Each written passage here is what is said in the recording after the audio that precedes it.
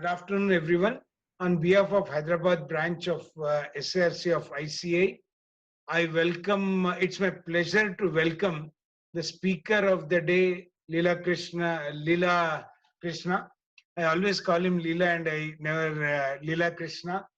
Then our RP sir, who is the moderator, program director Satish Rao sir, and all the participants who join by 3, especially to enable us to start the program for day 15 of this program, which will be on records.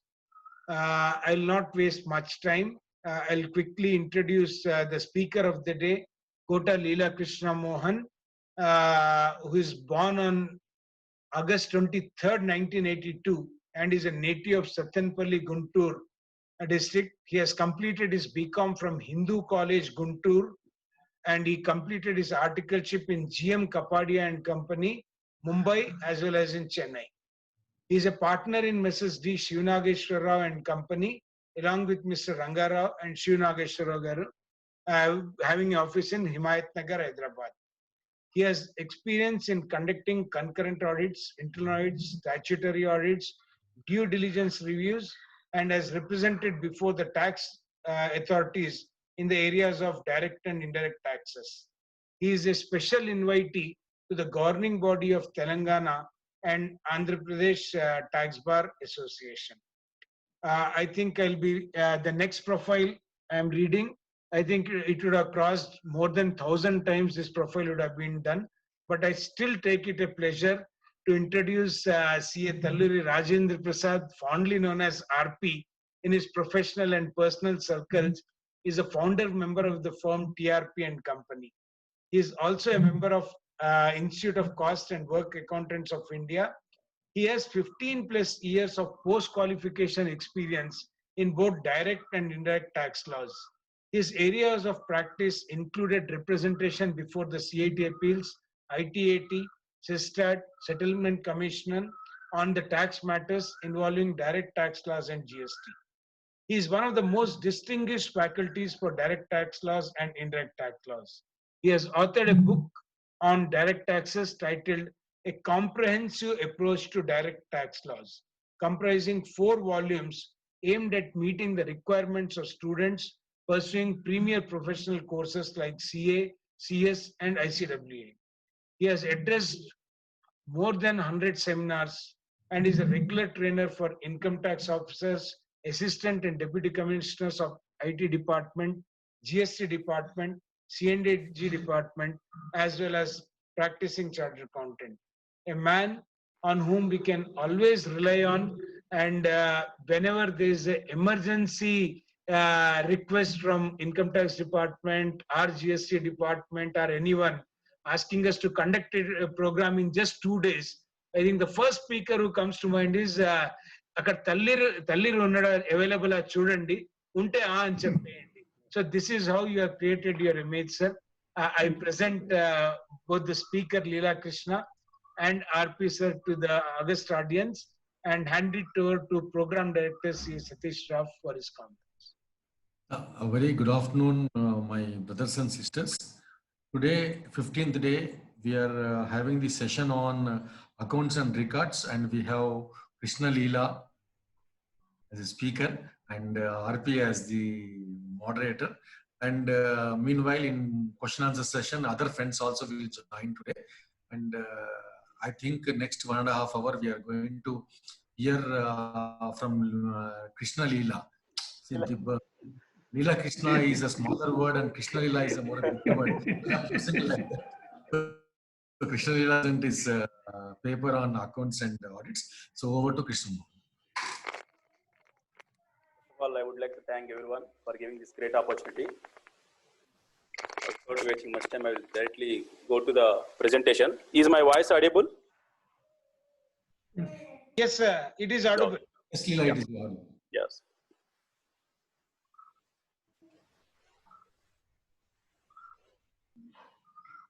Is my screen visible?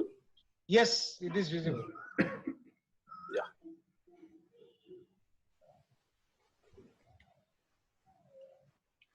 Yes, the topic given to me is Chapter 8, accounts and records under Central Goods and Service Tax Act 2017. As we are chartered accountants, we are well aware about the accounts, financial statements, any kind of records, documents and all. But still, let us see whether are there any new thing which we are not seen or which we are not come across or which are relevant to the GST law. Are there any new thing in this in one by one in the next few slides? Chapter 8, Accounts and Records. Let us see what are the relevant sections and rules under this chapter 8. So these are the sections, these are the rules. Section 35, Accounts and Other Records. Under this section, there are 3 rules. Rules 56, Maintenance of Accounts by Registered Persons. Rule 57, Generation and Maintenance of Electronic Records. Rule 58, Records to be maintained by owner or operator of godown or warehouse and transporters. And section 36 is period of retention of accounts. There are only 2 sections and 3 rules under this chapter 8. We'll see one by one all whatever prescribed the rules and sections one by one. Section 35, Accounts and Other Records. To start with section 35, there are 6 subsections. We'll go one by one.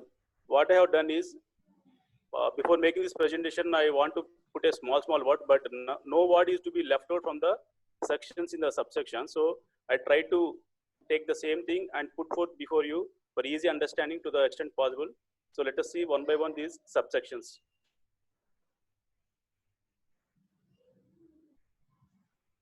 Section 35, subsection 1. Every registered person shall keep and maintain at his principal place of business, as mentioned in the certificate of registration, a true and correct account of. See here, this talks about registered person and is talking about true and correct. So there is no chance of any nearest or draft or rough figures and all. So a true and correct account of production or manufacture of goods, inward and outward supply of goods or services are both, stock of goods, input tax credit availed. See here the word availed, not utilized. So that means the first itself they are captured. Input tax credit availed, output tax payable and paid, and such other particulars as may be prescribed. And such other particulars as prescribed in Rule 56. So a true and correct account of these 6 should be maintained. Now we'll see what are the particulars prescribed in Rules 56. There is a proviso for this 35(1), provided that where more than one place of business is specified in the certificate of registration, the accounts relating to each place of business shall be kept at such place of business. See here what they said, if there is a more than one place of business and if it is registered as per certificate of registration, respect to that place of business record shall be maintained at that place. Each and every word is very important. Wherever I have highlighted in the bold letters, they are crux of the provision. There is one more provision, provided further that the registered person may keep and maintain such accounts and other particulars in electronic form in such manner as may prescribed. So that means a registered person can keep the accounts in electronic form also. It is not a compulsory. The word used may keep and maintain such accounts. So it is not compulsory. If at all they are maintaining, they have to comply with the rules 57.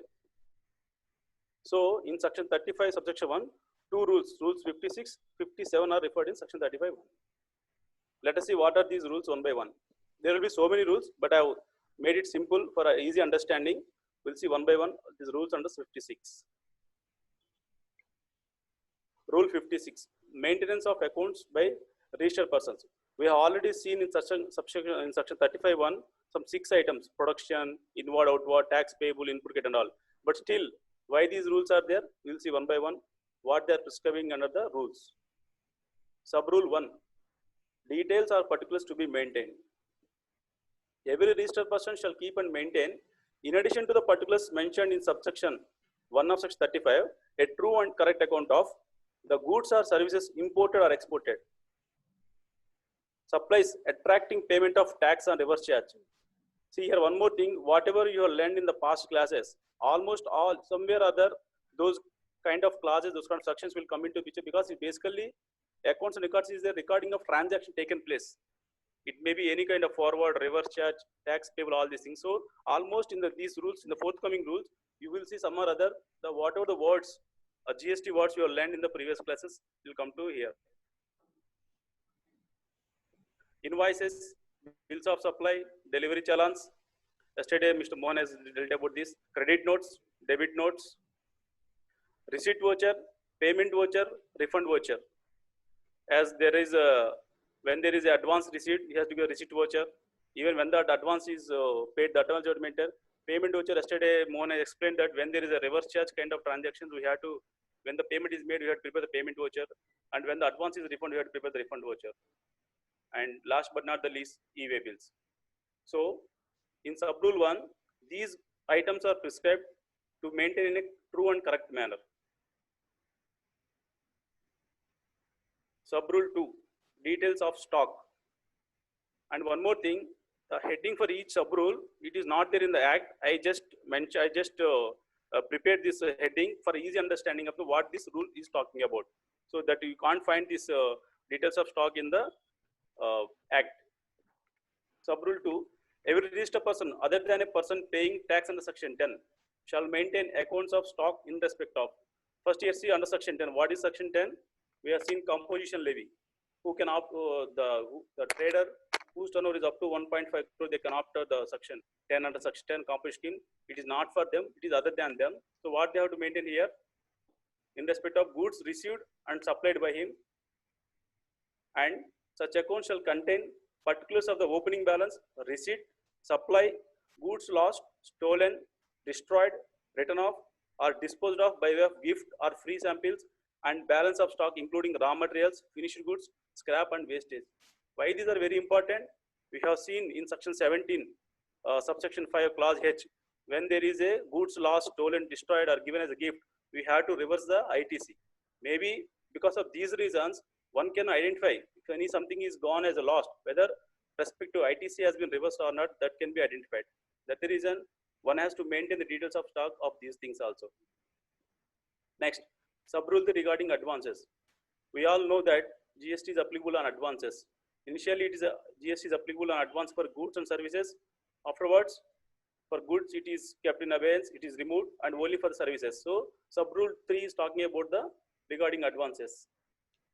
Every registered person shall keep and maintain a separate account of advance received, paid, and adjustments made thereto. So, it's not only a person who is receiving advance, a person who is paying advance also should maintain records of advances paid at all. Sub-rule 4, details of taxes. Every registered person other than a person paying tax on section 10, see here also we have seen other than under section 10, that means they are considered as a small people, so putting a more rules and regulations on them will not be a correct one. There is a relaxation for them. So the rule is goes like that.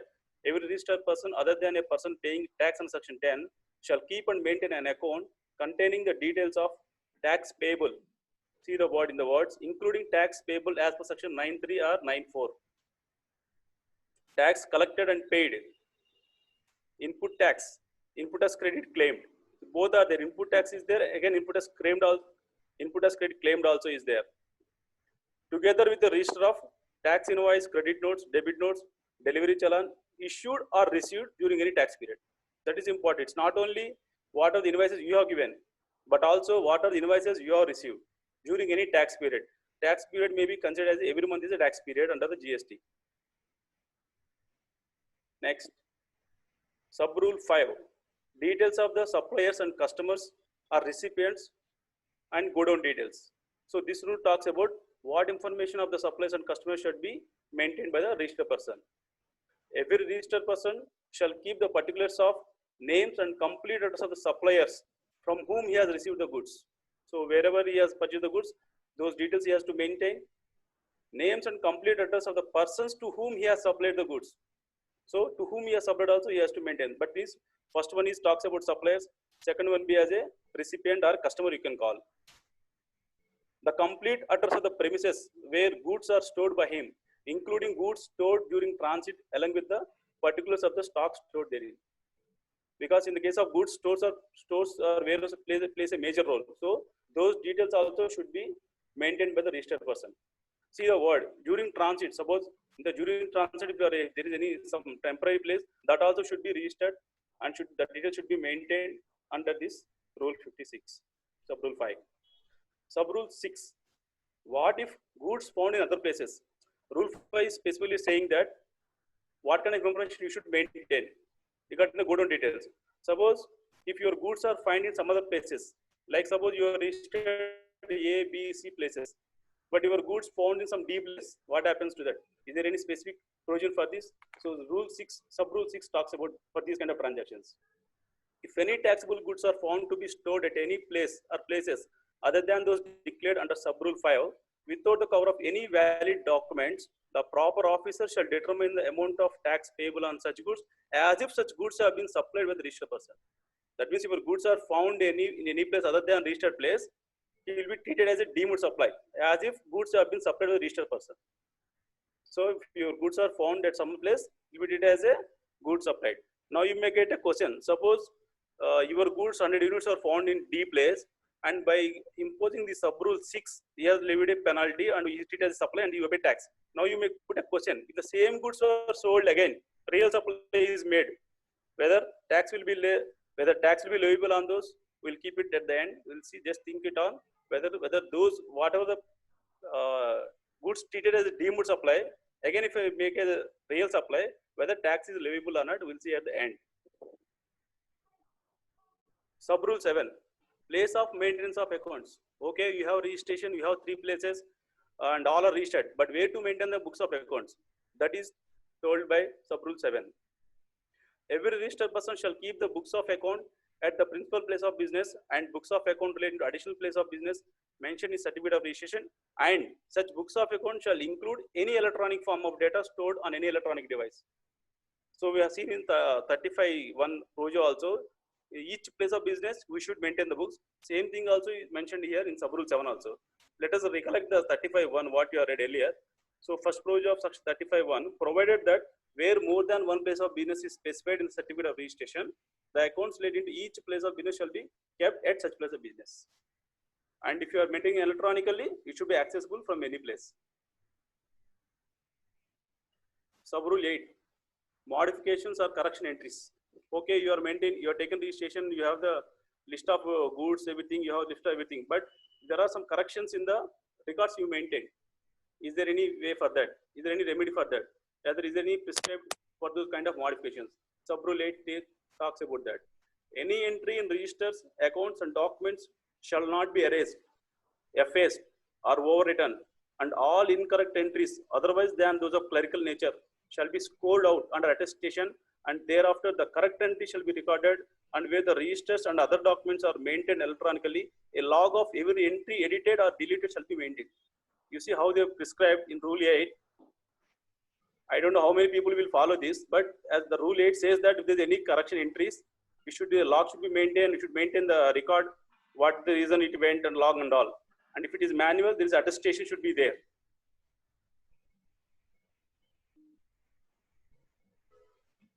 Sub-rule 9, manual books numbering. Suppose if somebody is maintaining manual, for that also sub-rule 9, for that also GST laws specified what to maintain.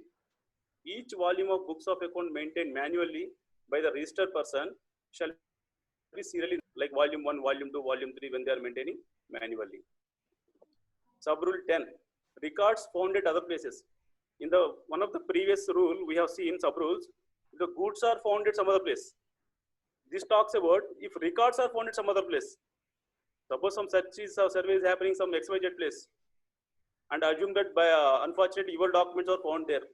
Whether is there any kind of procedure for those kind of, so sub-rule 10 gives the answer. Unless proved otherwise, if any documents, registers or any books of account belonging to a registered person are found at any premises other than those mentioned in the certificate of registration, they shall be presumed to be maintained by such registered person. Suppose your ABC is registered and your documents are found, let us say, on the road for some side, for better understanding, on the roadside. Then it is presumed that it is your record. Whether tax is paid, tax is payable, that's secondary. First, it is presumed that it is your record and maintaining by you. So we have to be very careful. Our record should not be found at any other place other than our registered places.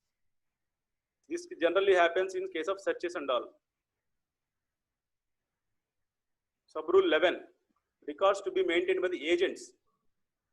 So this is a specific rule for the sub-rule. There is specific sub-rule for the agents. First, let us see what is the definition of agent. Agent means a person including a factor, broker, commission agent, aratia, delegatory agent, an auctioneer, or any other mercantile agent by whatever name called, who carries on the business of supply or receipt of goods or services, or both, on behalf of others. So if anybody is doing on behalf of others as an agent, here there is a word, second line, aratia. I think it is a Hindi word. That's what my friends told, that is a Hindi name. It means it's like commission agent. So in the case of agent, there is a separate rule what he has to maintain, the records. This is sub rule. So every agent referred to in clause 5 of section 2 shall maintain accounts depicting the particulars of authorization received by him from each principal to receive or supply goods or services on behalf of such principal. So that means there should be an authentication letter that yes, he has been appointed as an agent to receive or supply of the goods on behalf of the principal. Next, particulars including description, value, and quantity of goods or services received on behalf of every principal. So he has to maintain the quantity also. Particulars including description, value, and quantity of goods or services supplied on behalf of every principal. So he has to maintain the services, goods received as well as goods supplied on behalf of the every principal. And details of accounts furnished to every principal. So this is the new thing. Whatever the account submitted to his principal, that how much is received, how much is supplied on behalf of him, that also, and what he has submitted to the principal also should be maintained. Last one, tax paid on receipts or on supply of goods or services affected on behalf of every principal. So if anybody is acting as agent, he should maintain all these records on the principal wise. Each principal wise, he has to maintain these records. Sub rule 12. This talks about for manufacturer.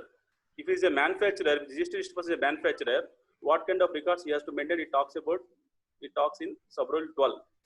Every registered person manufacturing goods shall maintain monthly production account showing quantity details of raw materials or services used in the manufacture and quantity details of the goods so manufactured, including the waste and byproducts. So he has to maintain monthly wise records, how much production and how much is the waste, how much is the services used and all. He has to maintain monthly wise. Sub rule 13 for service provider. For service provider also, there is sub rule. So it is very well applicable to all of us. Let us see what it is. Every registered person supplying services shall maintain the account showing quantity details of goods used in the provision of services, details of input service utilized, and the services supplied. Mostly this kind of may not be strict for us, the kind of professionals, but in the case of works contract services and other services under manpower supplying under, they have to maintain what kind of goods they are utilized in providing the services. Now sub rule 14 for works contract is very important sub rule.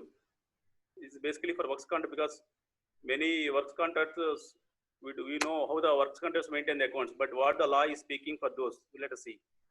Every registered person executing works contract shall keep separate accounts for works contract showing the names and address of the person on whose behalf the works contract is executed, description, value, and quantity of goods or services received for the execution of works contract, description, value, and quantity of goods or services utilized in the execution of works contract. Before one is about the received, and this is about the utilized. The details of payment received in respect of each works contract, and the names and address of the suppliers from whom he received goods or services. So he has to maintain the from whom he has received, what you have received, what you have utilized, what payments you have made on a contract or a works contract. See, if he in the heading, every registered person executing works contract shall keep separate account. So that means for each works contract, he has to maintain these details. Sub rule 15, mode of records means how to maintain the records. The records under the provisions of this chapter may be maintained in electronic form, and the record so maintained shall be authenticated by means of digital signature. We have seen there is an option for the registered person, he can maintain the records in electronic form also. If he is maintaining in the electronic form, there shall be authenticated by means of digital signature. Here I have a doubt on my own itself. That means each document should be digitally signed. It means to say, or very few documents or limited documents are and the other can be digital signature. That we have to see. Even I don't have any answer. Let us keep at the end for the discussion. Sub-rule 16. Time period for accounts maintenance. How long we have to maintain? 1 day, 1 year, 3 years, 10 years. That talks in rule 16. Accounts maintained by the registered person shall be preserved for the period as it provided in section 36, and shall, where such accounts and documents are maintained manually, be kept at every related place of business mentioned in the certificate of registration, and shall be accessible at every related place of business where such accounts and documents are maintained digitally. See, actually, this sub-rule 16 has mentioned any time. It is referring section 36. So we have to see in section 36 what is the time limit, but it's saying that at each place related document should be maintained. And sub-rule 17, custodian of the goods, which is a major who plays a major role in the goods business. Any person having custody over the goods in the capacity of a carrier or a clearing and forwarding agent for delivery or dispatch thereof to a recipient on behalf of any registered person shall maintain true and correct records in respect of such goods handled by him on behalf of such a registered person, and shall produce the details thereof as and when required by the proper officer. Because these are the people who maintain and transport and take the goods from one place to another. So during that time, whenever he is handling, he should maintain proper details to tell who is sending, who is receiving, and all these things. So that is mentioned in sub-rule 17. Sub-rule 18, producing the books of accounts. So if anybody asks your books of accounts, whether is there any rule to produce the books of accounts, is mentioned in sub-rule 18. Every registered person shall on demand produce the books of accounts which he is required to maintain under any law for the time being in force. You see, on demand he has to produce not only the records specified in GST law, it's saying that which he is required to maintain under any law. Under any law, even he may ask you Companies Act records, he may ask you income tax records, he may ask you TDS details, income tax details, he may ask you, and as per Companies Act, give me your related party details, or where your directors are interested. They may ask any kind of information under any law. So there is a good power, big power for them. Under this sub rule, they can ask any details by the officers. So here ends the rule 56. So rule 50 is having 18 sub rules. So basically, it is about the books of accounts maintained on all things only. Now we'll go to rule 57. Rule 57 is about generation and maintenance of electronic records. Sir, Pankaj, before this, do we take one poll? Yes, definitely we can take. Question number 1 is there. Can you please? Yeah.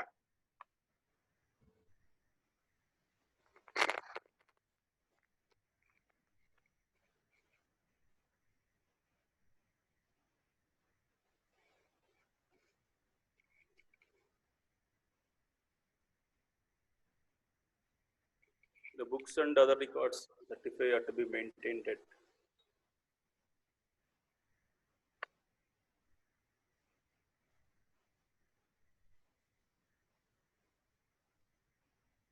Can you see the voting per trend, Leela?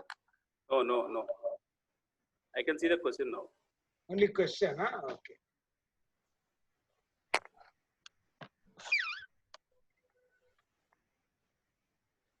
Is the section correct? Sorry? Yeah. 35, 36. Someone commented. 35 only, sir. 35 only. You are not gone to 30. So I think. Yes. So 82% people given correct answer. Yeah. See, whoever has given 3%, place where books of accounts are maintained. If that is the case, wherever they can maintain any place. So wherever you maintain, that is not the place. Books has to be maintained at some designated place. And you can't maintain, so very clear that no one has selected a proprietor, partner and all. And any of the above cannot be, because there is no power for them to maintain at any place. So good. Okay, sir, you can close this. Okay. So rule 57, generation maintenance of electronic records. So this is basically where, see, We have seen the second proviso. I'm just repeated here the second proviso of 35(1). Provided further that the registered person may keep and maintain such accounts and other particulars in electronic form in such manner as we prescribed. Rule 57. So if anybody is maintaining electronic form, they have to comply with this Rule 57. Let us see one by one what prescribed under this Rules 57. Rule 57, generation and maintenance of electronic records. First one, sub-rule 1, they talked about backup. You can't say that it is lost, it is destroyed and all. So first they are prescribed about the backup and records. Proper electronic backup of records shall be maintained and preserved in such manner that in the event of destruction of such records due to accidents or natural causes, the information can be restored within a reasonable period of time. So I think they have given a highest important kept in the sub-rule 1 for the backup. So one has to maintain, one has to be very clear in having the backup and all, and it should be extracted in a reasonable period. But reasonable period is not defined. Maybe sometimes reasonable period maybe also 1 day, also 1 minute also. Because generally when there's a backup destruction in the local place, they will extract from the other remote places. So reasonable period will be varied from the situation to situation. Sub-rule 2, producing the books of accounts. We have already seen in the earlier that one has to produce on demand under any law the books maintained by them. But what is this under sub-rule? What is this under sub-rule 7 again? Here, the registered person maintaining electronic records shall produce on demand the relevant records or documents duly authenticated by him in hard copy or in any electronical readable format. So here they are specifying that, see, by this they have taken a power to ask the registered person to give in hard copy also.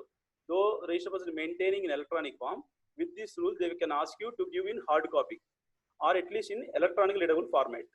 You all know, despite of filing all returns in online also, they ask the hard copy printout only. So I think with this they will ask in a hard copy also. Now sub-rule 3, see how they are mentioned files and passwords. They are not left anywhere. So whoever is maintaining electronic, they want to ask even the passwords and files also. You see, where the accounts and records are stored electronically by any registered person, he shall on demand provide the details of such files, passwords of such files, and the explanation for codes used where necessary for access and any other information which is required for such access, along with a sample copy in print form of the information stored in such files. They are asking password, they are asking files. They can ask even explanation for codes you have used. You may use any code, but you have to give an explanation. But they have under this sub-rule, they can ask all these passwords, files, and reason for selecting this kind of codes. Here ends the rule 57. Rule 57 is a very small one because it's only relating to accounts maintained in electronic form. There is only backup related and sharing and all only they have talked about. Now we have completed 35 subsection 1 only. Now we'll go through now other subsections of 35. 35 subsection 2. Every owner or operator of warehouse or godown or any other place used for storage of goods, and every transporter, irrespective of whether he is a registered person or not, shall maintain records of the consignor, consignee, and other relevant details of the goods in such manner as may be prescribed. So this subsection 2 is basically talks about the warehouse operators and transporters. And you see here the bold one, irrespective whether he is a registered person or not. That means even the persons who are coming under this kind of business, operator, business, transporter, even though they are not registered, they are coming under the law of GST. That's the reason they said, irrespective of whether he is a registered person or not, shall maintain records of the consignor, consignee, and other details as prescribed in Rule 58. We'll see what is this Rule 58. Now we'll see the rules under Rule 58. Records to be maintained by owner or operator or godown or warehouse and transporters. So this is basically Rule 58 for all. So the Rule 1, obtaining unique enrollment number. In the previous study we have seen, even though they are not registered, they have to maintain. Suppose if you say how the department will have a monitoring on the unregistered person, so why they are unregistered? Maybe because of their business is less than 20 lakhs, they might have not registration. But because if you see in the chain of goods business from the manufacturing to consumer, these warehouses, transporters play a major role across the country.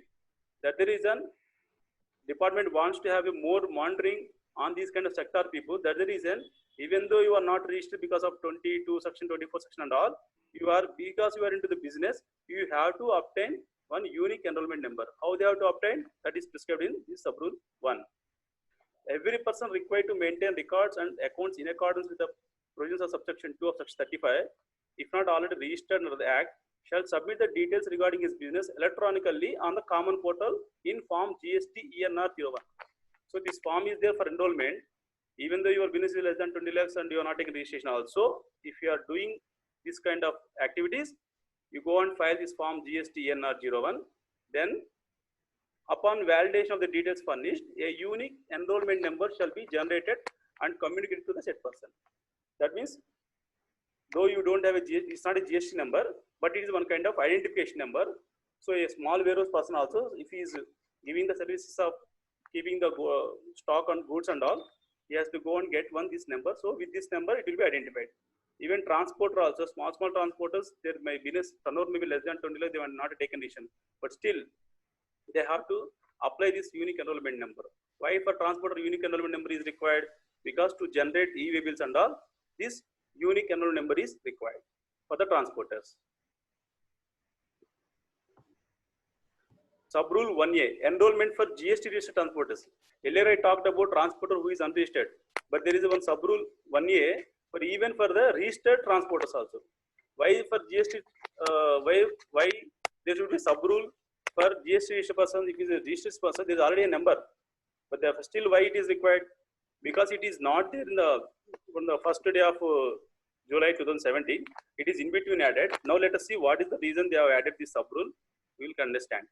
Transporter who is registered in more than one state may apply for a unique common enrollment number for e-way bills by submitting the details in the form GST ENR 02.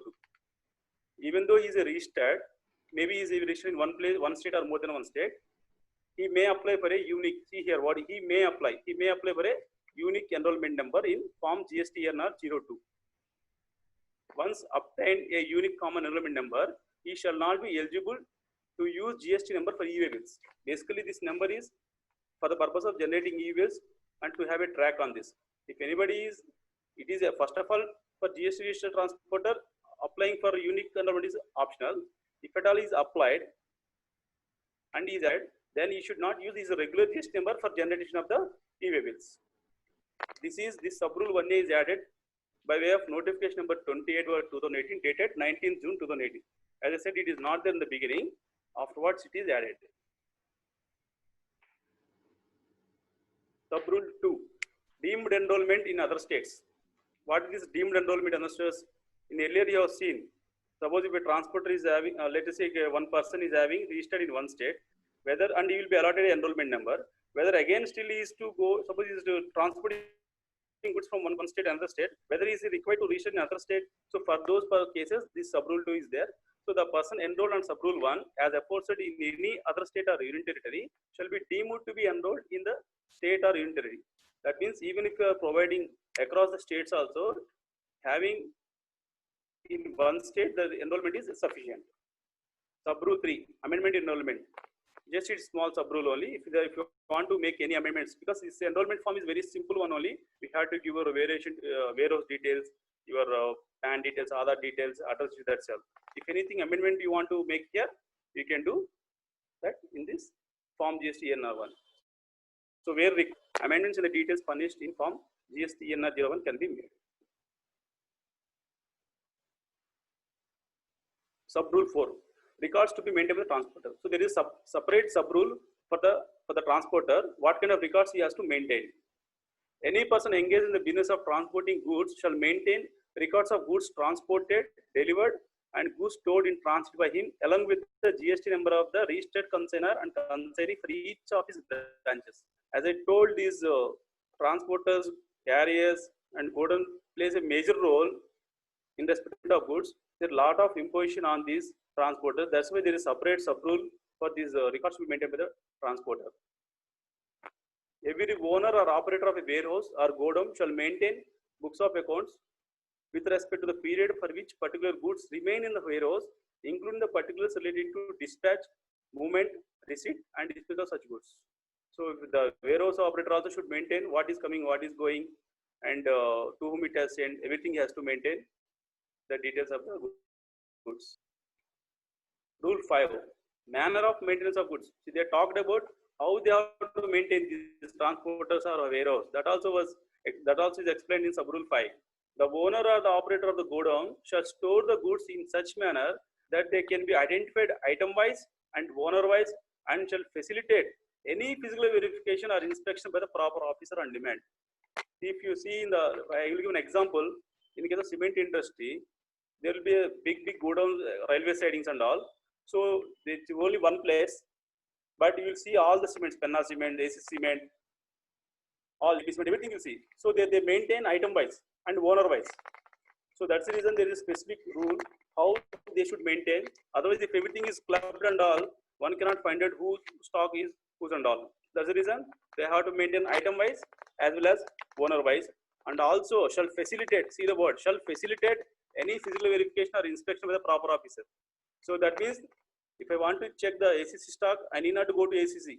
I can, where suppose maintaining some warehouse, I have the right to go there, and that owner shall facilitate for me for physical verification. So that kind of power was given to the proper officers under sub rule 5. So here ends the rule 58. 57 we have covered, 58 is over here. So 58 is basically for the transporters and operators. Now we'll go to, so 35.1 we have covered, 35.2 we have covered. Now we are going to 35 subsection 3. The commissioner may notify a class of taxable persons to maintain additional accounts or documents for such purpose as been specified therein. But so far, I think commissioner has not notified for any class of taxable persons. Maybe earlier for banks and all, there is some kind of notification how to maintain and all, recording and all, but so far is not there by any commissioner. Subsection 4, where the commissioner considers that any class of taxable person is not in a position to keep and maintain accounts in accordance with the provisions of this section, he may, for reasons to be recorded in writing, permit such class of taxable persons to maintain accounts in such manner as we prescribed. So basically, under 35.4, the power is given to commissioner that he may relax some certain kind of layer, some kind of activity, some kind of pasuva dealing transaction. They may waive for the conditions. This talks about. This is mentioned in 35.4. 35.5 our favorite, which has given again further life for chart accountant and cost accountant. So this GST audit. But as there is separate session on this, I talk very less on this GST audit. Just to read the provision here. Every registered person whose turnover during a financial year exceeds the prescribed limit shall get his accounts audited by a chartered accountant or a cost accountant, and shall submit a copy of the audited annual accounts, the reconciliation statement under subsection 2 of section 44, and such other documents in such form and manner as we prescribe. So that's why we used to say 35.5 audit, like how 44 AB we say, this 35.5 we say GST audit. I think our Sriram better on this. So, but here only thing I want to see is prescribed limit. For 17-18 the prescribed is 2 crores, as you all aware. For 18-19 it is increased to 5 crores. Actually, I don't know what is for 19-20. I think it is not yet prescribed, or it may continue the same one. We'll discuss at the end with the moderates and director, sir. Sorry. Now 35.6, deemed supply, very dangerous section here. This is, we'll see what it is. Subject to the provisions of clause H of subsection 5 or section 17, where the registered person fails to account for the goods or services are both in accordance with the provisions of subsection 1, the proper officer shall deduct amount of tax payable on the goods or services are both that are not accounted for, as if such goods or services are both had been supplied by such person, and the provisions of such 73 or 74, as the case may be, shall mutandis apply for determination of the tax. See, 35.6 is a very dangerous one. If the registered person is not accounted for, as mentioned 35.1, it will be treated as if supply has been made by him. What do you mean by account for? Suppose you have purchased, as per your records, you have purchased 100 units and you have sold 40 units, then there is an invoice for 40 and 60 should be there, but there is only 50 units. That means 10 is not accounted for. You may say that since 10 shortfall is there, so 10 can be considered as if you are done. So those things will come. Let us take a reverse example also. 100 you have purchased, 40 you have sold, and 40 invoices are there. You are saying 60 should be there, but there are 70 units. So I think both will come. this also we'll discuss at the end with the moderator sir and the director sir, whether these things also will come under the meaning of not account for. So, but crux is that if they are not accounting for as mentioned 35(1), it will be treated as a supplied by you, and 73-74 will be levied. So far we have covered this section 35 we have covered, 56, 57, 58 we have covered. Now we'll move on to 36, period of retention of accounts. We are reaching end of the session. We'll see 36, period of retention of accounts. 36, period of retention of accounts. How long we have to maintain the records? We have seen earlier one of the sub rule that as mentioned section 36. So this is the section which says that how long you have to maintain the records. Every registered person will keep and maintain books of account or other records in accordance with the provisions of subsection 1 of section 35 shall retain them until the expiry of 72 months from the due date of furnishing of annual return for the year pertaining to such accounts and records. What is the crux in these 4 lines? 72 months from the due date of furnishing annual return. One has to maintain. So you all know how the due date is getting extended. If the date is getting extended, the time also will increase. It is not from the year end or something like that. It is 2 months from the due date of furnishing of annual return. Provided that a registered person who is a party to an appeal or revision or any other proceedings before any appellate authority or regional authority or appellate tribunal or court, whether filed by him or by the commissioner. Earlier is normal one, but here if any case is in the court or anything, and also you see here last line, whether filed by him or by the commissioner. Even if you are not filed also you have to maintain. Or is under investigation for an offence under chapter 19. Chapter 19 is offence and penalties. That means in these 2 cases, they are saying specifically up to what period they have to mention. If you could guess, you please guess. I will wait for half second.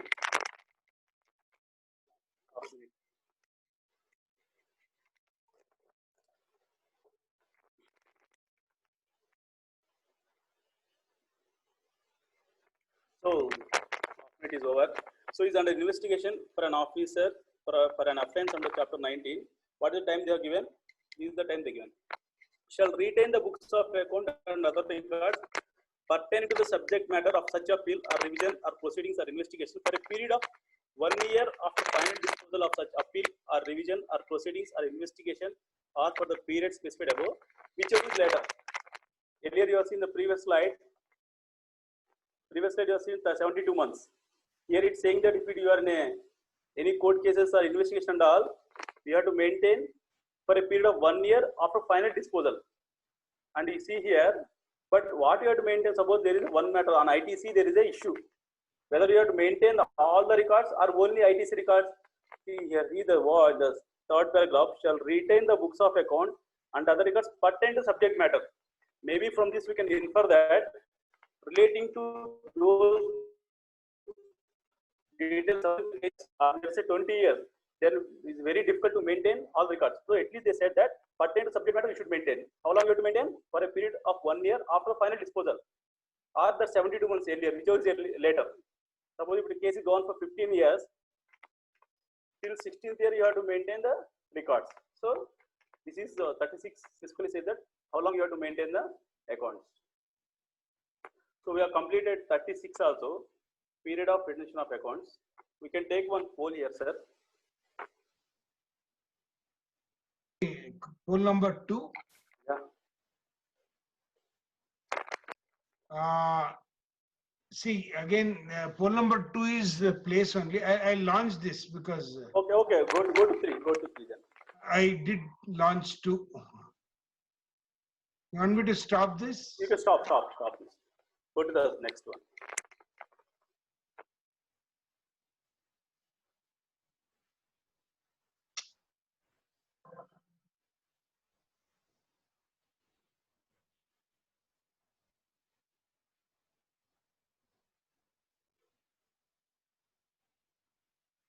One second.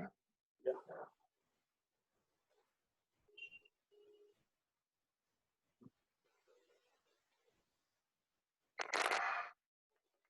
Generally, stopping will be a problem here.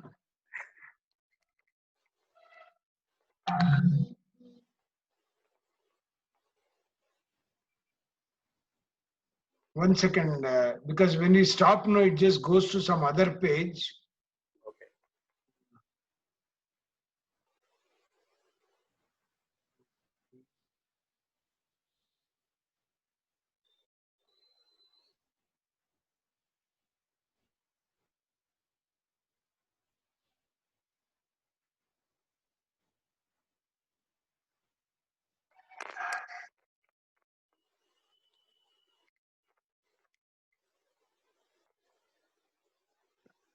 Yeah, almost getting there.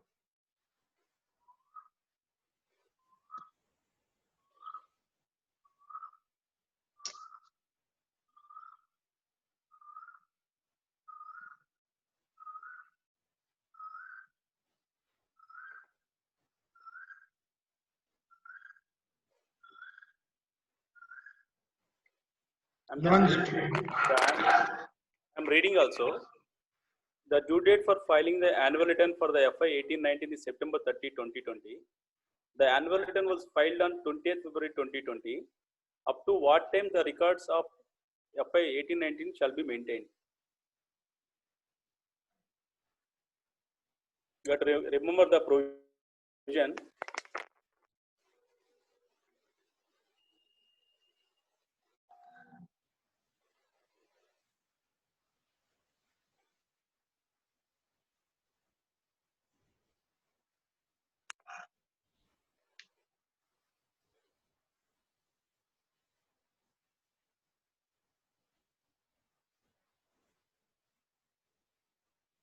So you may give some few seconds more.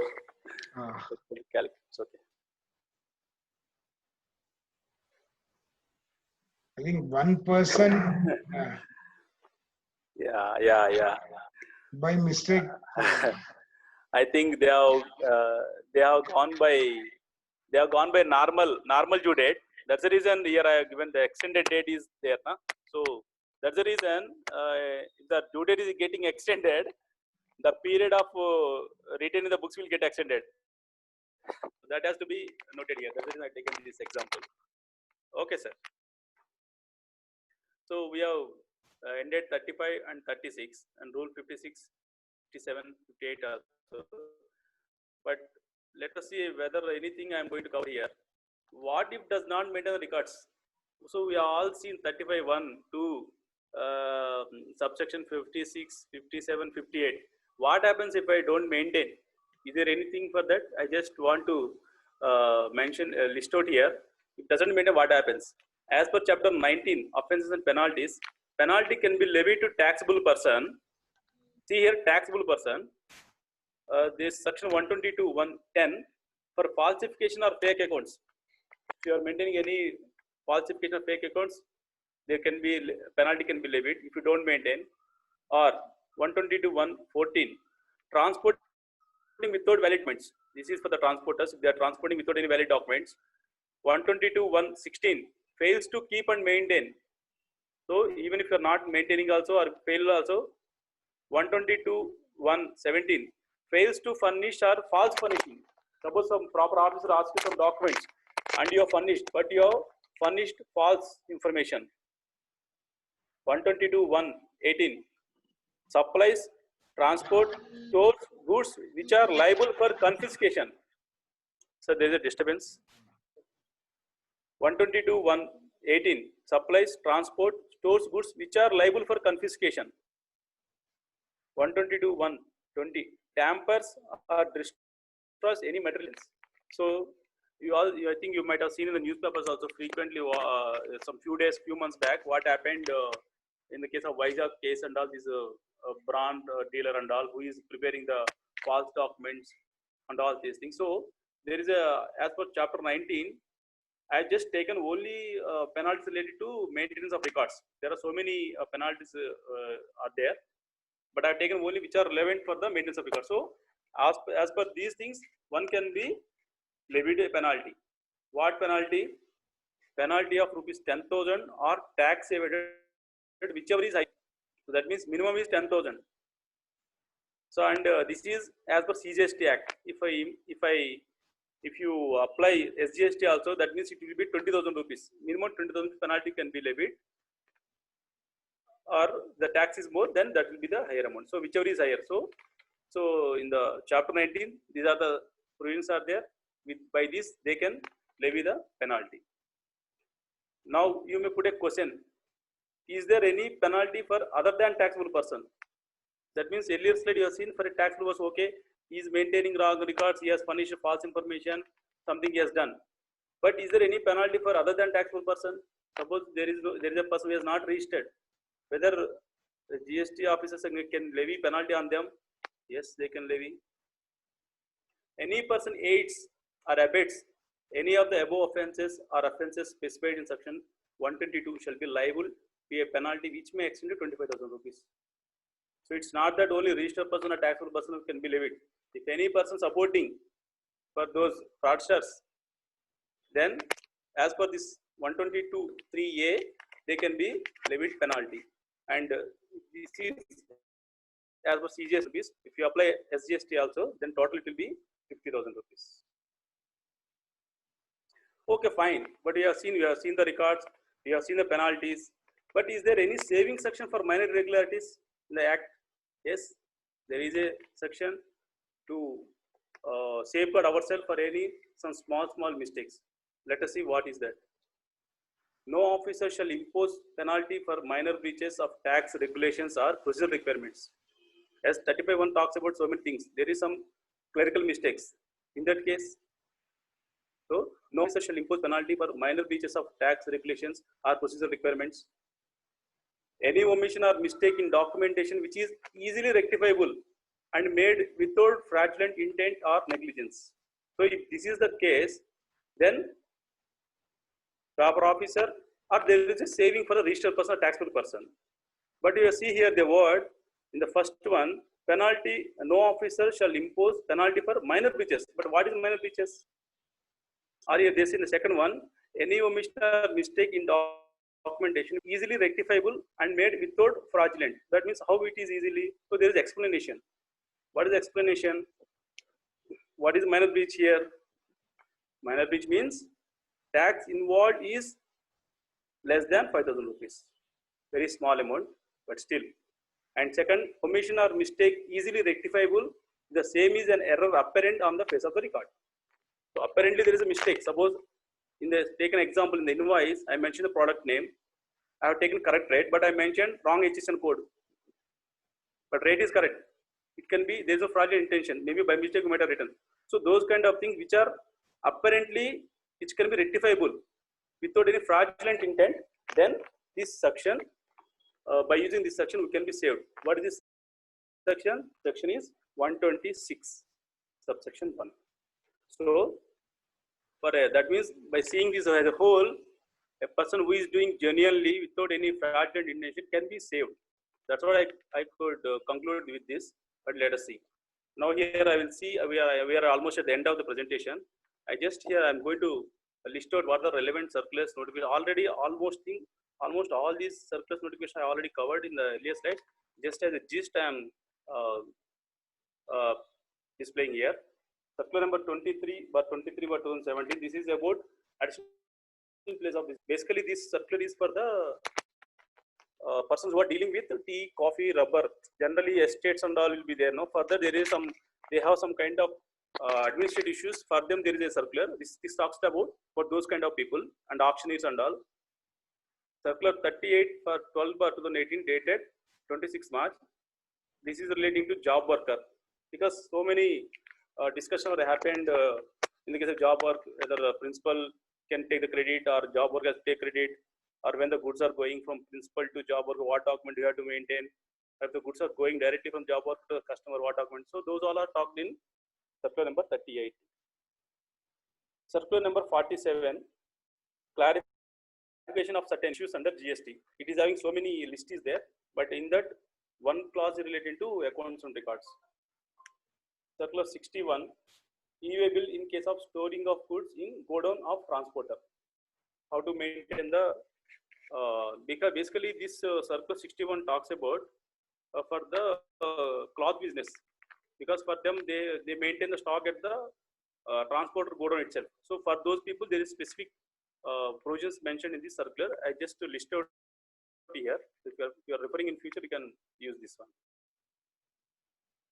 But okay, having known all these 35(1) sections, what to maintain, what are the penalties, what are savings and all, but what are the concerns in the GST law vis-a-vis our regular accounts and all? So I'm just listing out what are the general issues and concerns here. Multiple books of accounts, PAN-wise, GSTN-wise. Why this is? If a person is having registration in so many states, you have seen GSTN-wise, you have to mention records. But our balance sheet will be, our accounts will be in PAN. That means PAN-wise versus GSTN-wise. Separate bookkeeping practices for GST law means supplier valuation. See, the meaning of supplier, meaning of valuation, GST law is different and our accounting are different. So you have to be more cautious on complying with both these laws. Non-monetary transactions, you are aware non-monetary how to record. For GST it may be a supply or you have to pay tax also, but in the books it is non-monetary. How to handle this? Deemed supply transactions, we have already seen 2 examples of deemed supply. So deemed supply we have to record in the books of accounts or not. Generally we don't record. And branch transfers. Everyone aware that branch transfer we don't pass entries or to be knocked off. But when you see GSTN-wise of outward supply, it will be there.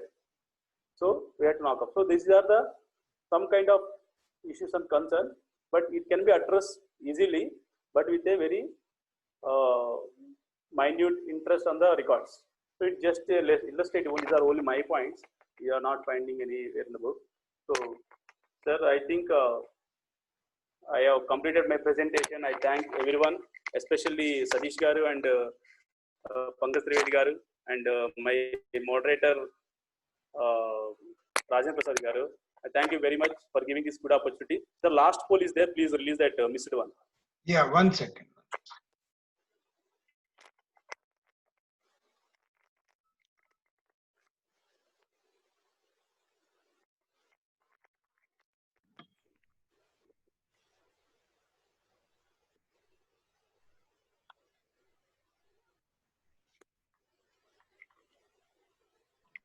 I think Leela Krishna or RP, one request has come asking you to explain e-way bill gurinchi kuda. So if that is not covered in any other topics, kindly do that. Okay, so shall I cover, Leela? Yeah, we'll close this poll, sir. Yeah. And there is specific questions are on that, or generally they ask e-way bill? No, just in a chat you see. Okay, once let us close this poll, then we'll go. Yeah, poll, I think 2/3 majority is not there, but yeah, just 2/3 majority. Result is not displayed. Oh, sorry. Result is not coming. Yeah.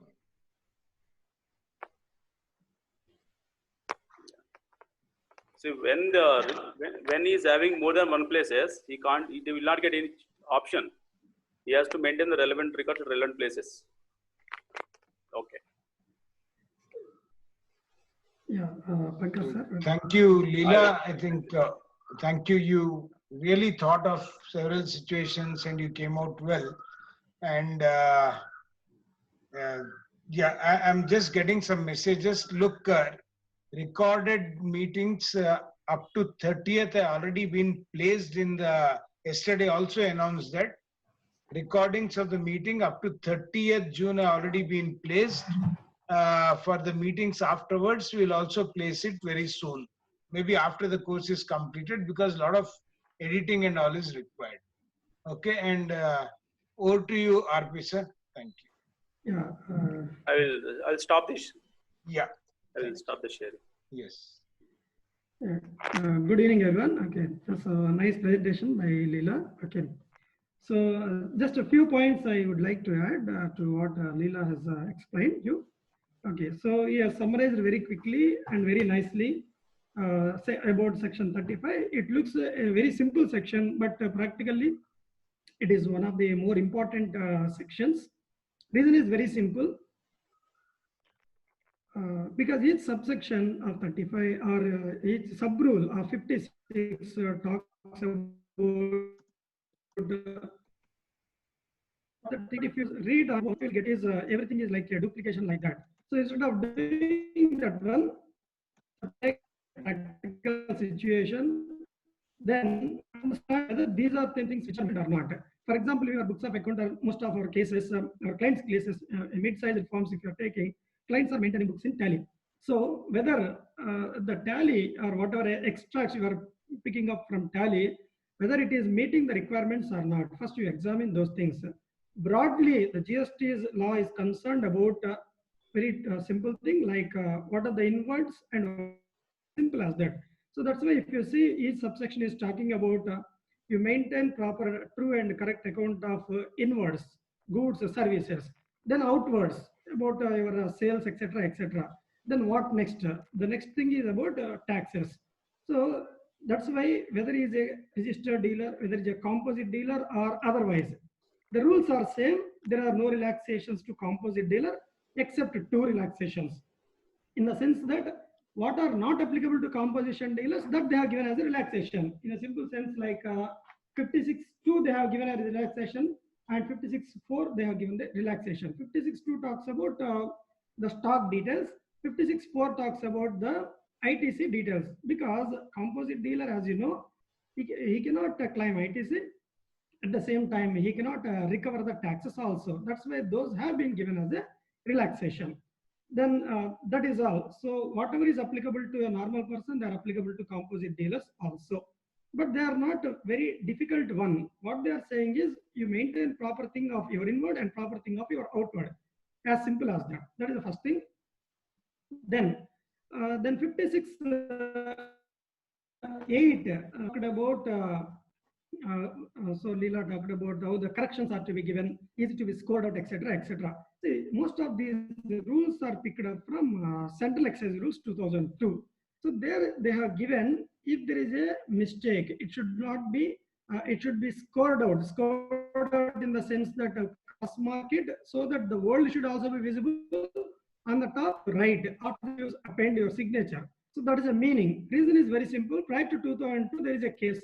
In that case, what happened is in the world law under the Central Excise regime, Modvet period. So this what the people are doing is those days we have registered called RG23A Part 2, RG23C Part 2. They talk about input credit.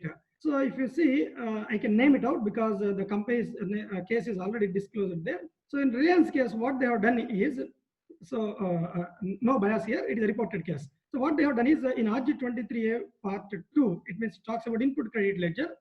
The closing page, so the closing number of the page is 56. Next page opening balance, what they have taken is 56 lakhs. Simply they have added paisas column as rupees. 56 lakhs and 2 more zeros. Obviously it became 56 crores. And there they started taking the input credit.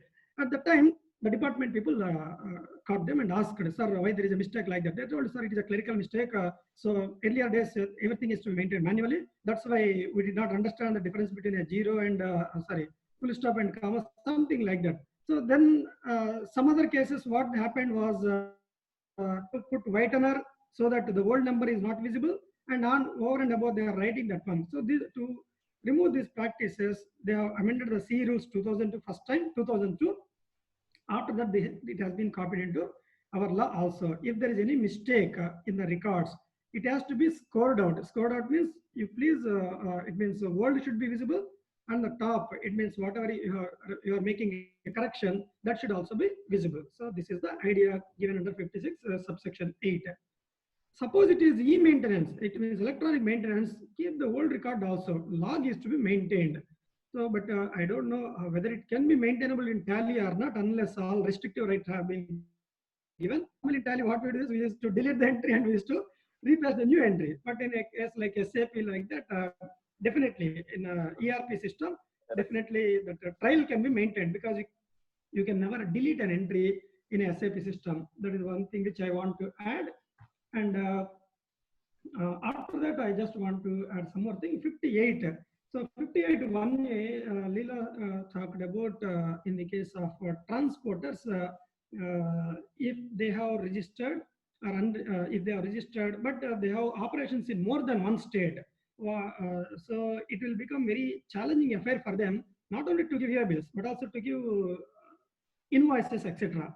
That's why 58(1)(a has been introduced and amended also. So not only bills, Leela, and others also, it talks about for the purpose of entire chapter 16 of this. It talks about tax invoice, debit note, credit, everything. No, tax invoice, everything. It talks about e-way bills, invoices, accounts, records, everything. So they will give. If you see the BATCO roadways, which is India's largest logistics company. It means GTA, Goods Transporting Agency. So when you are giving that invoice also, you maintain that unique number and you start giving on that number. Particularly, this is relevant for e-way bill as well as consignment note. But that 58(1)(a has been introduced for the purpose of this center. That just I want to make that point very loud and clear. Okay. So those are the issues. And the biggest challenge happens is in case of maintenance of records in electronic form. I still doubt the issue under 35(1). 35(1), if you see, it says that every RP, registered person, shall keep and maintain at his principal place of business as mentioned in his registered certificate. But most of the companies, the servers are maintained outside India. For example, you take that popular case in income tax tribunal also it happened. So if you see 3CD, they write where they are maintaining books of account. So it is nothing but where server is maintained. Server is maintained outside India usually. So in that case, whether that will be treated as registered place or not, so I doubt that one. That is the concern which you have. But in addition to that one, you should, if it is a electronic maintenance and your server is kept outside, then your local office, for example, Hyderabad Santamatic office, should be able to get all the details required and whatever the department is asking, able to retrieve from the server outside. So if you can maintain that one, it is as good as maintaining the records according to 35 read with these rules. So these are the things which I want to summarize. And before that, so someone asked about e-way bills. Leela sir, will you explain or shall I quickly summarize? Yeah, please. Sadish sir? Please. Yeah. So e-way bill, I am not giving in detail about that one, but I will give the synopsis of the e-way bill.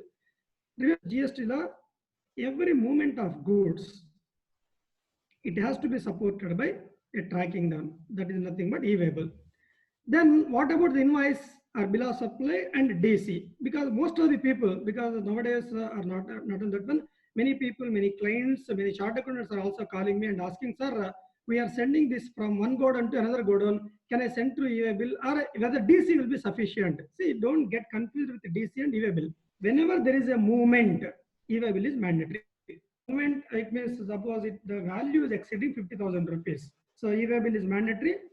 And if you see the e-way bill rules, 138 rule onwards, it talks about in what cases it is mandatory, even though it is less than 50,000 rupees. For example, it involved interstate movement, then e-way bill is mandatory. In other cases, you take it as if the value of the transaction is more than 50,000 rupees, then e-way bill is mandatory. For every movement, there has to be a document that is called e-way bill. Then what next? So apart from the e-way bill will be given, assume that it is given to a driver of the lorry. Suppose one person in Telangana RTA stopped him and asked at the checkpost or wherever. Of course, no checkpost is now. So wherever in the road, also on road, he can stop at the vehicle and ask. So what you are carrying, he can ask for the record. That is nothing but, so if the driver shows e-way bill, then it is nothing but it is complying with the GST requirements. E-way bill has to be supported by either a DC or invoice. So if it is a supply, then invoice will be issued. If there is no supply, like job work you are sending, or exhibition you are sending, or you are sending for repair and getting reback, etc. The moment where there is no supply involved, or you are taking out the goods for replacement as a free warranty, you purchased a refrigerator, and then one coil has burned. Then you call the Godrej customer care, then they told, sir, we will replace the coil, or technician will come, or first we will supply that one. So suppose, assume that it is a big shape or big thing like that. It is coming in a vehicle, and the vehicle should have that, what you say is e-way bill. Apart from that one, it should have either a bill of supply or invoice or delivery challan. So whenever there is a supply, then either a bill of supply, no tax means bill of supply, or tax component means that invoice. Then in any other case, it is not amounting to supply means it should be backed up by a DC. So DC plus e-way bill, or invoice plus e-way bill, or bill of supply plus e-way bill. This combination should go together. And e-way bill has a validity period. Remember, if it exceeds the validity period, then you are gone. For the simple reason that the person can stop and he say that, sir, the e-way bill is generated, and they are given in rule 138 up to how much time it will be valid. Up to 100 kilometers, it is a non-dimensional cargo. The e-way bill will be valid for 1 day. Suppose it is traveling for more than that, then 2 days, something like that. So once you have generated e-way bill and the validity period is 1 day, it has to reach the destination within that time.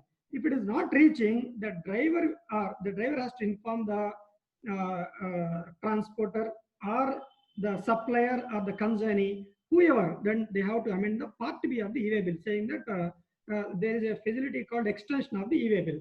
So this is in brief about the e-way bill. Okay, so over to Satish Sharaf sir, moderator. Yeah, thank you, RP sir. Director sir. Thank you, RP sir. Yeah. There is one substance which can be called as steamed butter of rice flour mixed with pulses flour.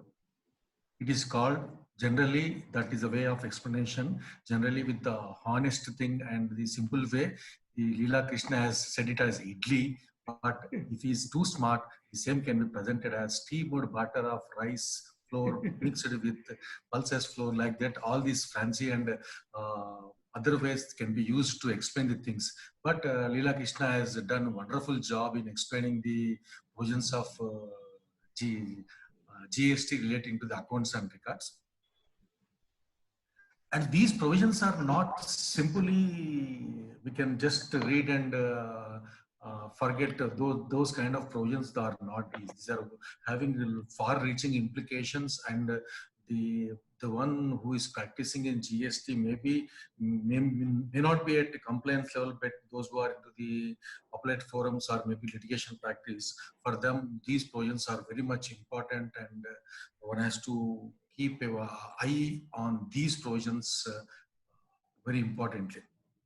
So friends, today we have one more guest who want to explain us what is agent and other provisions. So I invite Harikishan Garu to explain.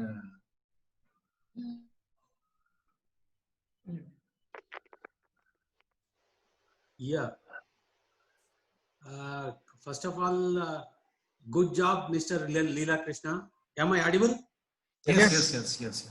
So I am wholeheartedly appreciating for your efforts done for a procedural subject, Mr. Leela Krishna. Thank you. Thank you so much.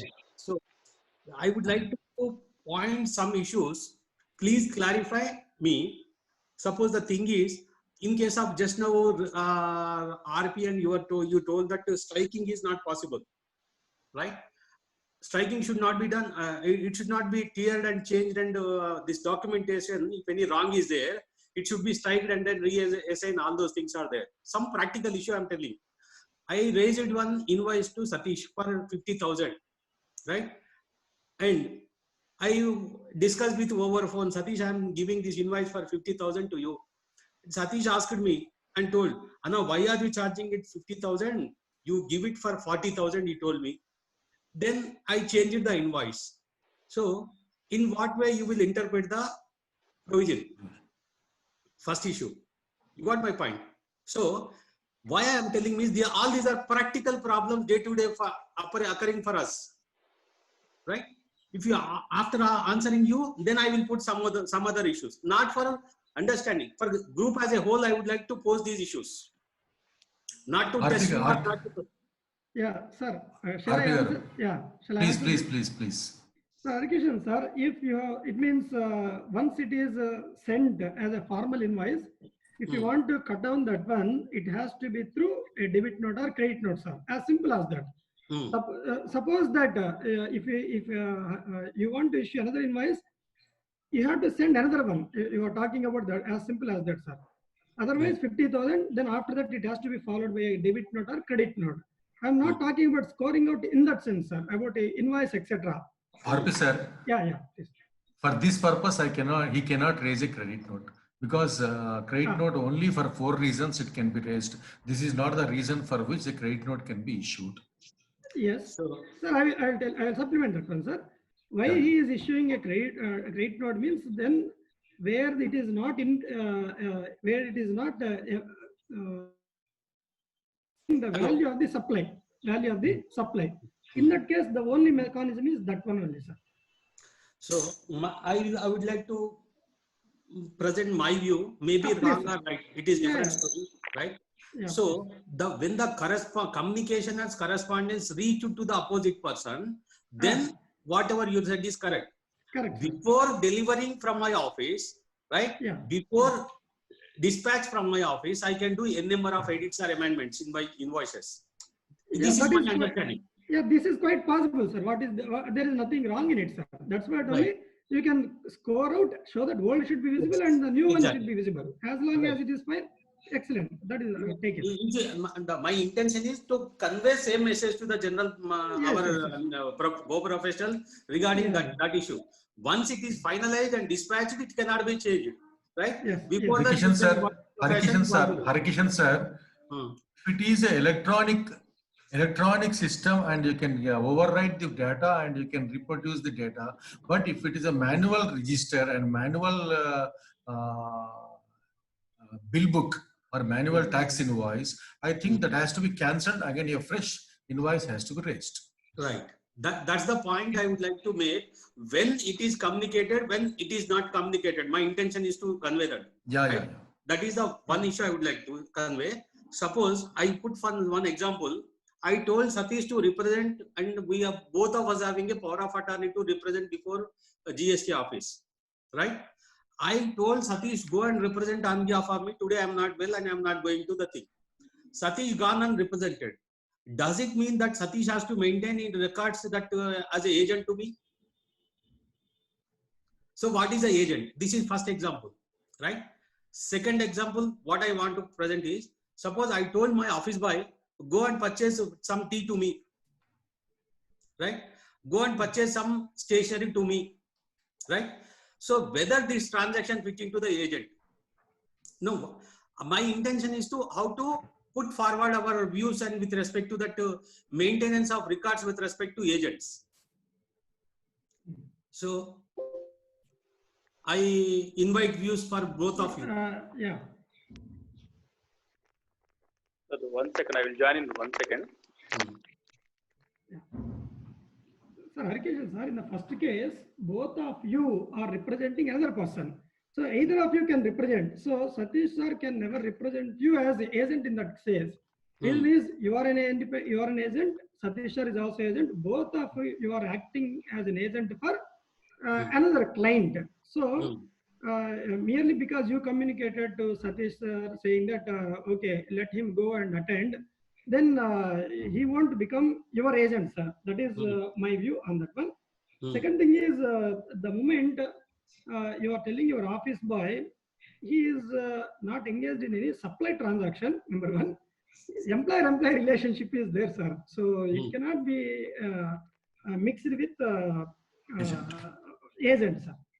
Sorry, sir, just I will put it in different fashion.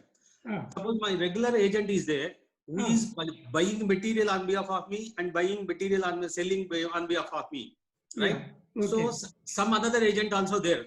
Okay. Right?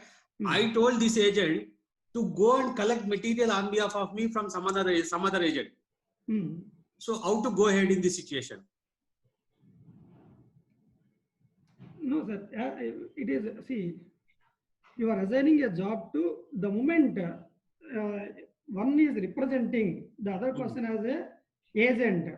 then as simple as that automatically becomes an agent, sir. What else is there, sir? Right.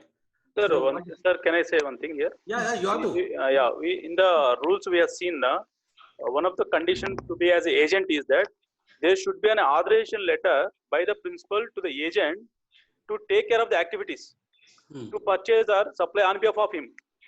So maybe the example what you told that in between you and Satish sir, I think that will not come as principal agent. And in the example what you have sent one person to bring the goods, you are taking maybe it's assistance type of only. You are not giving any authorization for him to buy on behalf of you. But in the third example, you said to your agent to buy from another agent. Maybe here if you appointed him as agent as by way of authorization letter and to buy on behalf of you, maybe the first limb of transaction can be a principal agent rule may be there. But in the first two, it will not be there, in my view. Right. I would like to put my view towards this one. Please. That if you refer the definition, agent says, first of all, there should be some business. Business should be with respect to supply. Supply should result into receipt or giving up, receipt of goods or supply of goods or services, right? So what is a business means? Business in real sense, when you are purchasing something, you should have an intention to sell. Then only it will be business. Suppose, for example, I have given my authorized agent to go and collect some material, right? That can't be an agent, right? While doing the transaction on behalf of me agent, he should have a clear intention that it is again going to sell, right? In that situation, he is supposed to maintain and all those things. He has to buy on behalf of me, he has to sell on behalf of me, or he has to buy and sell. So then only my understanding, I may be wrong too, this is my understanding with respect to that one. Then when agent definition clearly given that business of supply of goods or receivers, we are considering supply of goods and businesses, not going back to the business. So that is general agency transaction. But with respect to this particular one, we have to think in that direction. This is my understanding. I may be wrong too. If anybody is different, please correct me. Harikishan Garu, thank you very much for your inputs on the subject, and we should always we look up for you to have advanced discussion on the subject. But for the day, we thank you very much for this. Thank you. Thank you. Thank you. RP sir and Leela, we have few questions. I'll read the questions. Anyone among you can answer that. Yes. The first question is from Siddharth Mantri.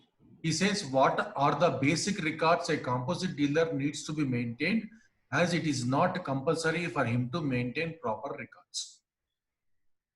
I already I answered differently, sir, already. But there are no separate relaxations for composite dealers, sir. The relaxations are only two relaxations. One is 56.2, that is stock details, and another is 56.4, and another is ITC details. Whatever are not applicable to the composite dealer, they are only given as relaxations. Otherwise, all other things have to be maintained by composite dealers also, sir. Yeah. The next question, a person voluntarily registered with within the bracket turnover not exceeding 20 lakhs in GST can claim 20 lakhs exemption. Not possible at all. It is not service tax, it is simply GST. The moment you are registered, day one onwards, your transactions are exposed to GST, then there is no threshold limit like service tax. VVVL Narasimham Garu asking question. He's a past chairman of our branch. Sir, after introduction of GST, do you feel that the chances for corruption at the department level has drastically come down as the scope of records, dates, payment of taxes, input credit rules are also mostly fixed? And do you feel it is a good step for the economy of the country in respect of more revenue to government? My view are exactly. No, speaker view, sir. Yeah, I can speak. Sir, I think it cannot be answered.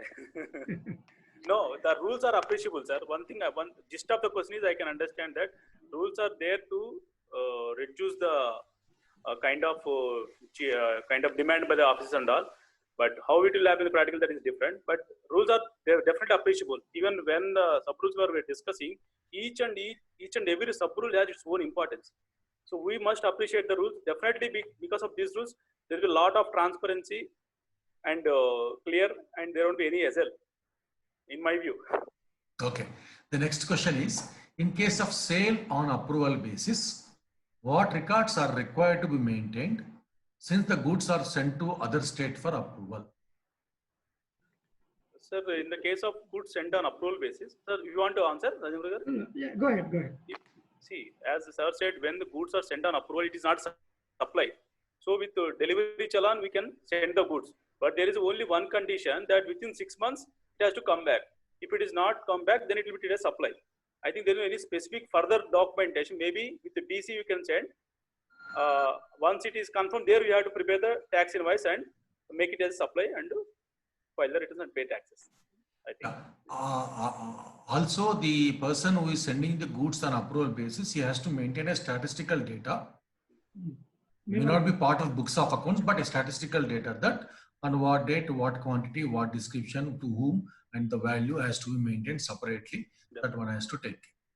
Next question is from Srinivasan S. What are the electronic cash ledger? So, sir, on 13th July, we are going to have a session on payment of taxes. In that, we are going to deal this. Till that time, please, I'm reserving the question for that purpose, because on that day we will answer this. Next is Narasimham sir again. The GST Act is more a procedural oriented. So the role of the consultant is to his client is only to guide him within the framework of GST Act. At present, 98% of the consultants are doing the filing part and guiding them in the initial stages of business. But once streamlined, what is the scope of consultants in future? Whether you man or woman, you have to identify. There are a lot of classification issues are there. And not only that one, sir, it is not that easy, as simple as that. Reason is very simple, sir. See, every month we are filing GST or 1 or 3B, etc., and the forms are changing, and there may be amendments, all those things. And if you see the last month notifications regarding the relaxations, etc., then even a top-notch consultant cannot, in a simple one word, say that what is the due date for July month return. I am saying you, sir. For example, someone asks you what is the due date for a July month return, then you have to interpose so many questions. Where is the registration? Is it based on Telangana or Andhra Pradesh or some other states? Number one, more than 5 crores or less than 5 crores, 1.5 to 5 crores, because the relaxations are given to different set of people. That is number one. So it is not, that is, sir, our consultant role will be continue to be there, my way of looking at things, so long as the law is so complex, as simple as that. The next question is, e-waybill is required for both intra and interstate supply. My answer to this question is simple. From this door to next door, the value is more than 50,000 rupees. E-waybill is required. Whether it is intrastate or international, does not matter. If it is this door to next door, it is required. Yeah. And e-waybill required in case of goods sent on approval. Yes, even for that purpose, e-waybill is required. But in place of tax invoice, delivery challan. So that we come to end of the question answer. I think this is now we have to salute our speaker and the moderator, and we have to pay respect to them. Yes, Satish bhai. In fact, couple of things on the Vivek point. In fact, I was just discussing to some speakers, our old timers, and they express so much happiness that the way we have, the chartered accountants have taken up GST. See, if you go back to central excise, service tax and all, we didn't have so many people, and majority of that work was being taken away by advocates or tax practitioners or some other people. But the way CA community has taken up this work, taken it as a challenge, yes, we are all struggling, no doubt about it.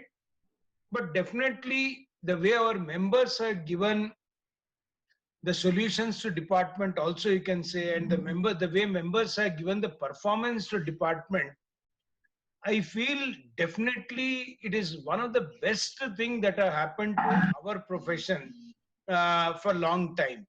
Otherwise, the indirect taxes has been opened up as an area to several chartered accountants and young members. Well, otherwise they are all trying to get into same audit and taxes. So that's one very, very good thing which has happened. In fact, I was worried. One of the reason why I did not get into GST was exactly what Vivek has said. And these were the same feelings echoed by Nilesh Vikamsi sir also there, who had told in the inaugural speech, don't go too much into GST because once things are streamlined, there will not be anything for you to do. But I think his words are slightly, I don't want to say proving wrong because he's a gem of a person and very knowledgeable, but the present situation is very good. So that's how I also chased you to have this particular course and all. So definitely. Pankaj Bhai, where I am dealing with few firms where there are in-house 4 to 5 chartered accountants, those who are dealing with GST only. For income tax, maybe for project finance, or maybe for records, there are another set of chartered accountants are there, but only for the purpose of GST, there are few chartered accounts working, but still they take our services. So there is no say, we cannot say that this is going to end. And the people are looking at chartered accountant for GST. They are not looking advocates, or they are not looking for practitioners. Everybody is looking for chartered accountants when it comes to GST. That is how we are that's a tremendous captured the victory of opportunity. profession. That's a tremendous victory of profession. That's where professionals need to be saluted for taking it up in a very proper way. Just I think, to add, sir, one word, sir. Yes, sir. Sir, because the way in which GST is explained, trained to the chartered accountants by our ICA is very good, sir. At regional level or at a national level, under the guidance of Madhukar sir, and at Hyderabad, Satish sir took initiative to select some 20, 60, 50, some people like that to train the trainers, etc. Otherwise, simply see, sir, ROC work earlier we used to do, all of a sudden, many chartered accountants are not doing ROC work because we were dormant at the time. It was taken away by CS professionals. But the good thing done by the institute as a whole is now GST is completely in our hands, sir. Reason is many people understood it. Even the superintendents, etc., the department people are also counting on the chartered accountants only to understand the provisions. So many times. Sir, to supplement you, yeah. Sorry to disturb you, supplement you, because we understand accounts, we understand business, and we understand law. Correct, sir. Correct. Because of these three basic qualities of a chartered accountant, we are having this situation in GST era. Please continue, sir. Yeah. So that is the first thing, sir. Second thing is lot of scope is there still in GST for beginners or for trained people or etc. etc. Reason is appeal practice has not yet started because once you get a show cause notice, then only you will get.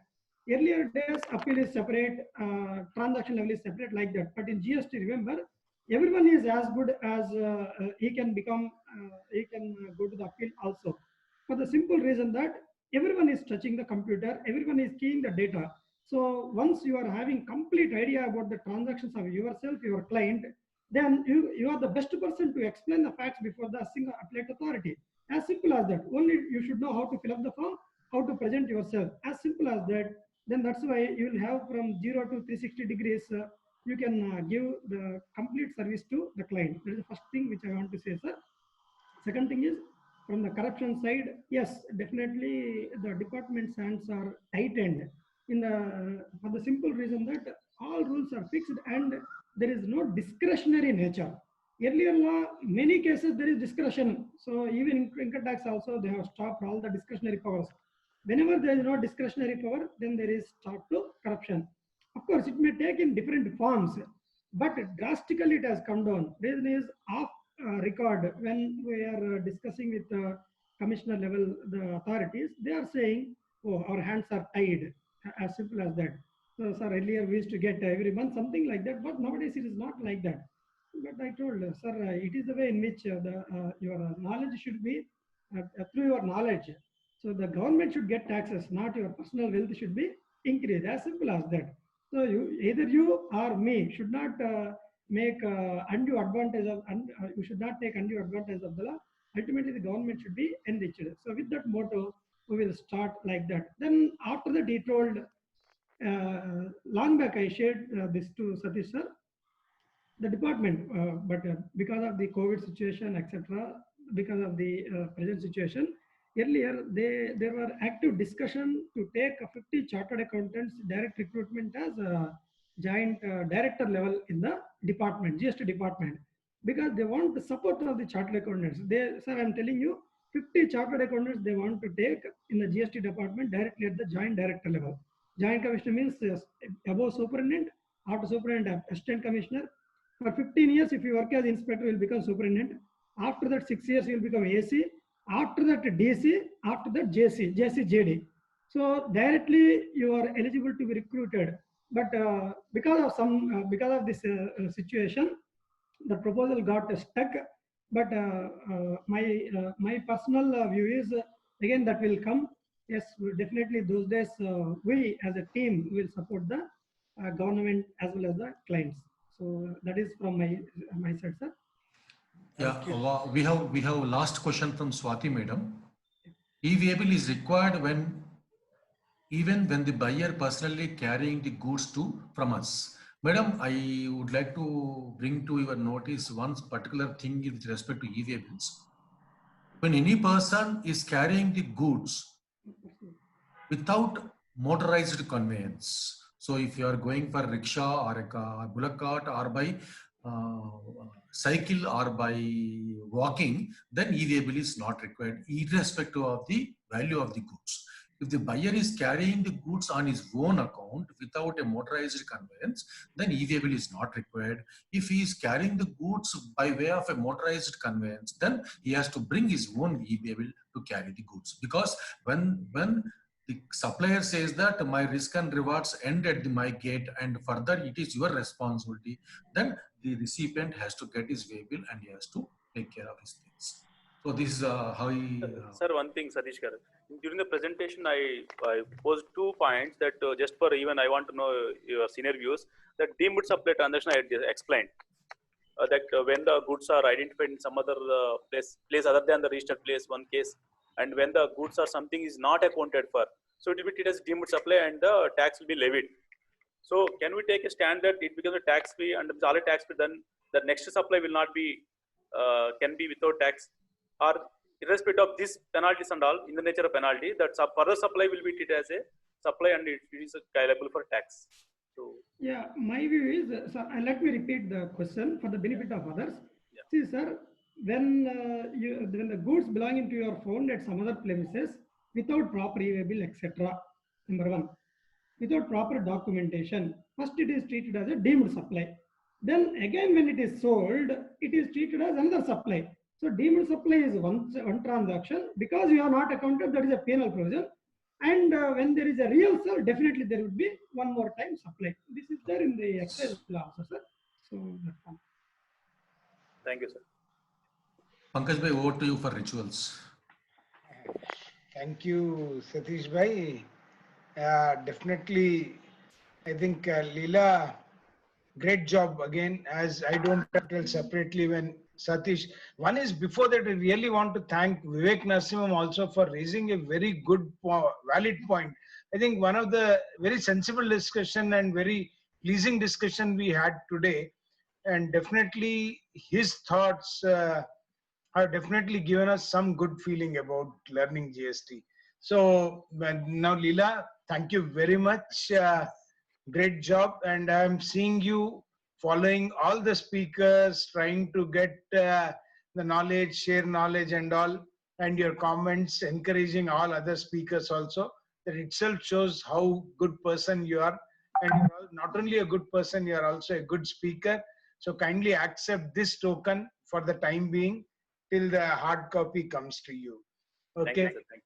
And RP sir, as I told you, you are there always for us. This one also kindly accept it for the time being. Thank you very much for being with us and sharing it, sir. And Satish bhai, as usual, thank you very much for Thank you. doing the program. We recognize the presence of our regional council member Naresh Gelli. Naresh Gelli, sir, yeah, we'll just have him at the end, definitely. Yeah, I'll allow him to talk. Yeah, please, Naresh can give his views also. Naresh Garu. Actually, yeah. So actually, this is a surprise opportunity by Chairman and Satish. Thank you very much. Actually, this beginners program, as Rajendra Prasad said, is a very interesting and a good way to begin. In fact, I'm trying to use this approach. As a chairman of Direct Taxes Committee, I want to do the similar sort of a thing in SIRC. For all the members in South India, I want to list out all the basic important topics for 10-15 days, have a program on all India, all South India basis. Or else even we can start with Hyderabad branch if Pankaj is acceptable. We'll plan a 10 days or 12 days or 15 days direct taxes activity, 2-3 hours thing every day. So that will also help all the beginners or refresh. And we have a lot of speakers who are very good in that. And all the speakers are making an excellent presentation, and moderators are also sharing their rich experience. And Satish Baito is a master of GST. Master SS. Yeah. Virat Kohli. Yeah, thank you very much for the opportunity. Thank you, Bhai. Sir, I appreciate your concern that you are from our efforts, you are taking a key and wanted to do it at SIRC. It gives us a lot of encouragement to do innovative things in future also. Sure, Thank you, sir. Definitely. Thank you, sir. So, as usual, signing off, Satish Saraf. But tomorrow's program, Satish. Yeah, tomorrow's program. Tomorrow we have returns under GST law. We are going to cover section 37 to 48 and rule 59 to 84. And tomorrow's speaker is Apurva Jayasimha, and our moderator will be CA Irshad Ahmed. Yeah. Thank you, everyone. Thank you very much. Thank you. On behalf of Hyderabad branch, I once again thank Leela Krishna, RP sir, Satish.